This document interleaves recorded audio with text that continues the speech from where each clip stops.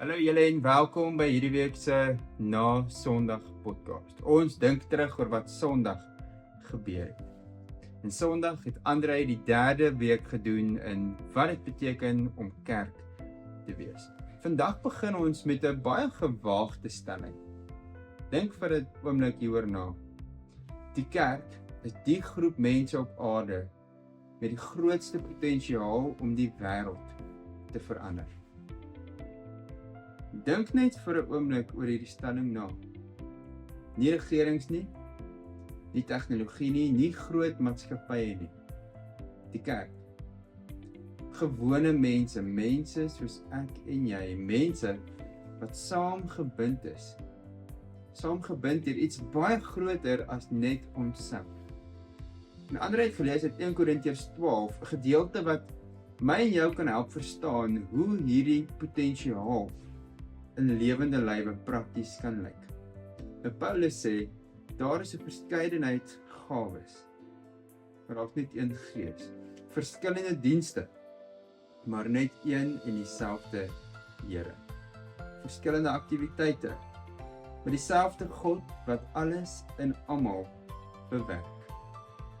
En dan sê hy iets baie belangrik, en Andre het dit vir ons onderstreep, aan elkeen word 'n openbaring in die gees gegee, met die oog op dit wat bevorderlik is.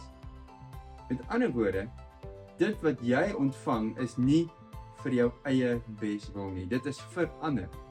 So kom ons maak dit vir 'n oomblik prakties. Dink aan 3 mense, en dan gaan ons 'n scenario skep, 'n hoërskoolleerling. Iemand wat fiks en sterk is, en iemand wat in sy of haar 70's is. Nou stel jou voor, ek moet 'n paar goeders doen. Ek moet 'n klavier skuif. Wie vra ek? Waarskynlik die een wat fiks en sterk is. Nou kry ek 'n nuwe selfoon en iemand moet my help om dit in te stel en sin te maak daarmee. Wie vra ek? Waarskynlik die hoërskoolkind. Maar nou sit 'n kind met 'n groot lewenskeuse en hulle voel oorweldig. Met wie moet hulle praat? Waarskynlik met die iemand wat in hulle 70's is, want hierdie iemand het al geleef. So wat sien jy hier? Verskillende situasies vra verskillende mense. Dit vra verskillende gawes, dit vra dat ons anders moet dink oor mekaar. En dis presies Paulus se punt. God gee nie vir almal dieselfde gawes nie. Want die wêreld het nie net een soort behoefte nie. En ek en jy kan so vinnig daarby verbykyk. Want dis die eerste ding wat ek en jy moet onthou. Jou gawe is nie iets wat jy net ontvang nie. Dit beteken niemand kan spog met dit wat hulle het nie. In dieselfde asem kan niemand minderwaardig voel omdat hulle iets byvoorbeeld nie so goed kan doen nie. Die tweede ding is, ons is een liggaam. Paulus gebruik hierdie beeld baie doelbewus. Want 'n liggaam kan nie werk as die oog alleen die liggaam wil wees, of die hand alleen die liggaam wil wees nie. Al die dele moet saamwerk. En jy besef eers hoe belangrik 'n liggaamsdeel is wanneer dit seer kry. Jy besef hoe belangrik jou toon is wanneer jy hom stukkend stamp teen 'n koffietafel. 'n Vinger wat beseer is en jy kan skaars enige iets vashou met jou hande. Nou in die gemeente is dit presies dieselfde. Die mense wat dalk hierdie klein taakies doen volgens hulle, is dikwels onmisbaar. Die een wat stil bid, die een wat stoele regskuif, die een wat ander bemoedig sonder dat iemand dit van hulle hoef te vra, maar sonder dat iemand dit noodwendig raak sien. Maar wanneer hulle nie daar is nie, dan voel ons hierdie leemte. So wanneer iemand vir jou sê, ek het jou nie nodig nie, dan praat ons eintlik teen dit wat God bedoel met hierdie gawes wat hy vir ons gee. Maar daar's nog iets en dis baie belangrik.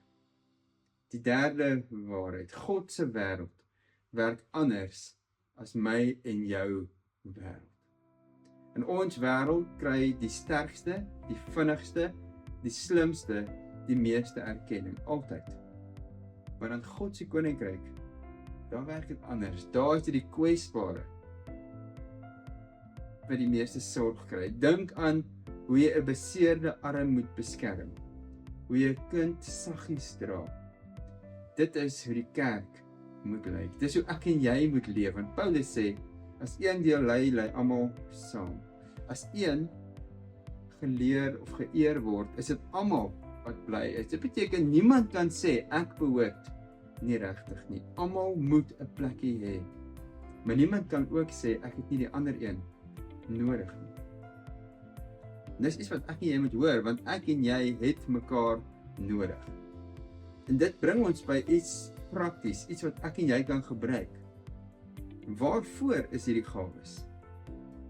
Nie net vir dit wat op 'n Sondag hier by die kerk gebeur nie. Die kerk is nie 'n eindpunt nie. Die kerk is die beginpunt, die by mekaar kom plek.